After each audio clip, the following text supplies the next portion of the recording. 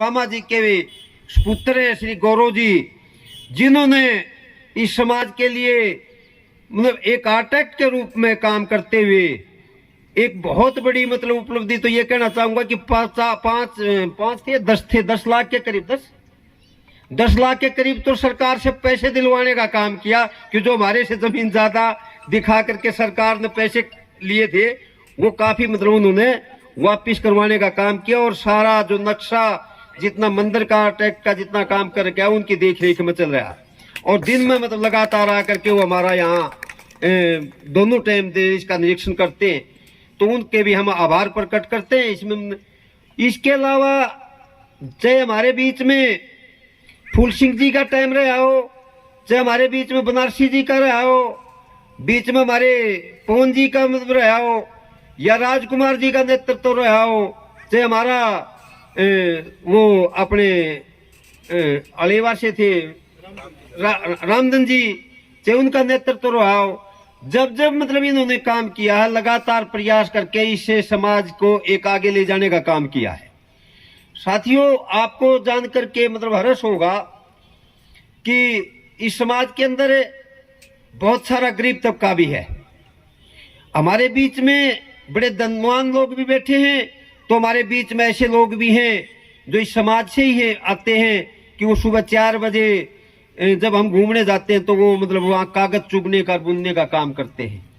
तो हमें अचंभा होता है कि हम उस समाज को क्यों नहीं आगे लेकर जाएं। हमारे साथियों की इस सभा की एक मंशा है कि आज जो इस प्रांगण में मंदिर और धर्मशाला का निर्माण की बात चल रही है, अभी रमेश जी बामा जी बात कर रहे थे कि भाई 2 साल हो लिए मंदिर तो ठीक है, धर्मशाला में भी प्रयास नहीं किए। लेकिन हम बताना चाहेंगे कि सब आप पूरी सूझबूझ के साथ काम करते हुए अपना तरीके से ये काम कर रहे हैं कि हमने सबसे पहले जो, क्योंकि इस समाज के अंदर और दूसरे समाजों के अंदर जितने सार्वजनिक क्षेत्र होते हैं, धर्मशाला या दूसरे काम, उनमें बहुत सारे विवाद के केंद्र आ जाते हैं। उनसे सबक लेते हुए हमने सबसे पहले ये किया कि इसके अमाउंट का, चाहे हमारी कमेटी वर्तमान में रहे ना रहे, कौन आए आगे, तो वो सबसे पहले इसका अमाउंट क्लियर करवा सरकार से। और इसमें जो धर्मशाला की जमीन आई, तो यहाँ मुझे ये कहने में भी कोई संकोच नहीं है कि धर्मशाला के लिए हम जहाँ समाज के तौर पर सभा काम कर रही है, तो हमारे इस समाज के अंदर ही, इस सभा के अंदर हमारे ऐसी अभिव्यक्तियां भी हमारे बीच में है जो अपना निजी मतलब संपर्क मतलब बाकायदा लगा करके, पूरा उससे लगा करके इस धर्मशाला के लिए, इसमें मैं ताड़ियों के साथ आपसे, हमारे यंग गन्स हैं या जो हमारे जो युवा जो हमारे संयोजक हैं वो सब बता रहे थे, तो सभी का जो परिवार है, सभी के लोग जो उठे हैं हम, तो कहीं ना कहीं बहुत संघर्ष करके हम आगे उठे हैं, आगे बढ़े हैं। और ये हमारा इतिहास रहा है कि संघर्ष करके और मेहनत ईमानदारी से आगे बढ़े। तो उसी संदर्भ में कुछ पंक्तियां मैं भी कहना चाहूँगा कि मैं उस माटी का वृक्ष नहीं जिसको नदियों ने सींचा है, मैं उस माटी का वृक्ष नहीं जिसको नदियों ने सींचा है, बंजर माटी में पलकर मैंने मृत्यु से जीवन खींचा है। मैं पत्थर पर लिखी इबारत हूँ, मैं पत्थर पर लिखी इबारत हूँ, शीशे से कब तक मुझको तोड़ोगे, मिटने वाला मैं नाम नहीं, तुम मुझको कब तक रोकोगे, तुम मुझको कब तक रोकोगे। आज हमारे व्यापार में जो चैलेंजेस आ रहे हैं, शिक्षा के क्षेत्र में, हमारे परिवार में जो चैलेंजेस आ रहे हैं, उनके बारे में मैं कुछ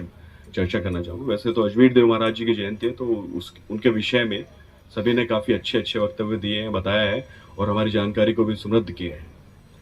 अभी कुछ दिनों पहले एक हम मिशन चला हुआ था, हर घर तिरंगा, तो शायद आप सभी ने उसमें पार्टिसिपेट किया होगा। सभी ने अपने घर में एक तिरंगा लगाया होगा, बाइक पे, घर पे, प्रतिष्ठान पे, क्या शायद लगाया होगा सभी ने। किसको ऐसा नहीं होगा शायद जिस घर पे तिरंगा ना हो या जिसके फोन में कम से कम ऐसी फोटो ना हो। तो मैं आज इस मंच से आह्वान करना चाहता हूं कि हम सभी के घरों में महाराजा अजमेर देव की जो एक प्रतिमा, फोटो जो भी है, वो हम सब लगाएं। तो हर घर अजमेर देव जी का जो हमारी फोटो है उसका मैं आह्वान करता हूं आप सभी से, और कोशिश करके कम से कम आज के दिन तो हम हमारे मोबाइल में भी हम लगा सकते हैं फोटो। उससे क्या है, प्रतीकों की राजनीति है, प्रतीकों का चिन्ह है। जब हम जुड़े रहेंगे जिस स्थान पर, जिस कार्य के लिए आज हम इकट्ठा हुए हैं, क्या है, आज मंदिर है, ठीक है, एक बार जोर से नारा बोलिए। भारत माता की भारत माता की अजीम जी महाराज की अजीम जी महाराज की गुरु ब्रह्मा गुरु विष्णु गुरु देवी महेश्वर गुरु साक्षात परम ब्रह्मा तस्मै से गुरुवे नमः। बहुत ही आदर और सम्मान के योग्य यहाँ उपस्थित सभी सज्जनगण, मंच पर आसीन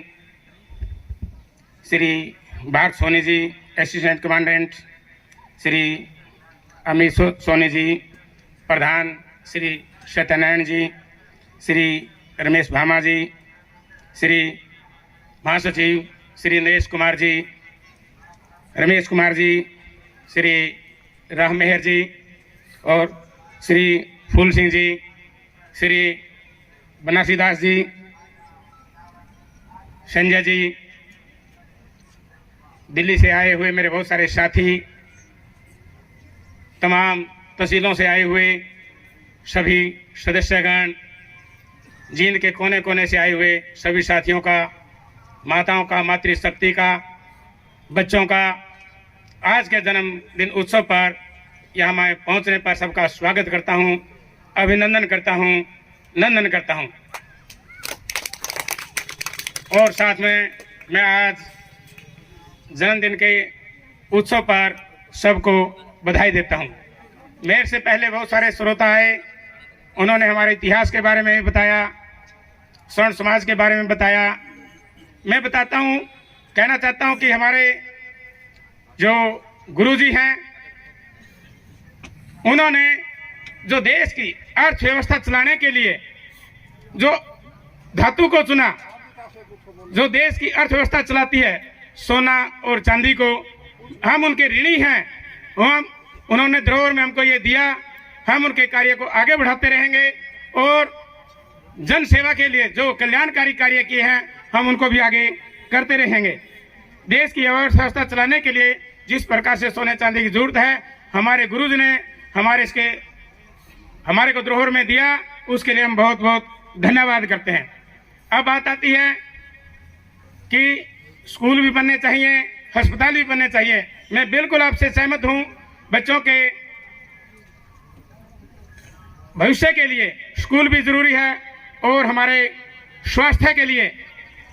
अस्पताल भी जरूरी है, लेकिन हमारी सभ्यता और संस्कृति को आगे बढ़ाने के लिए मंदिर भी जरूरी है और धर्मशाला भी जरूरी है, क्योंकि इसी से हमारे जो बच्चे हैं, भावी भारत के निर्माता हैं, वो सीखते हैं, जानते हैं कि हमारे पूर्वजों ने किस प्रकार से कार्य किया है। तो इसीलिए कहा गया है कि न पूछो जमाने से क्या हमारी कहानी है, न पूछो जमाने से क्या हमारी कहानी है, हमारी पहचान तो सिर्फ यह है कि हम स्वर्णकारी हैं, हम स्वर्णकारी हैं। भरा नहीं है भाव से, भरा नहीं है भाव से, बहती जिसमें रसदार नहीं, हृदय नहीं वह पत्थर है जिसको अपने समाज से प्यार नहीं।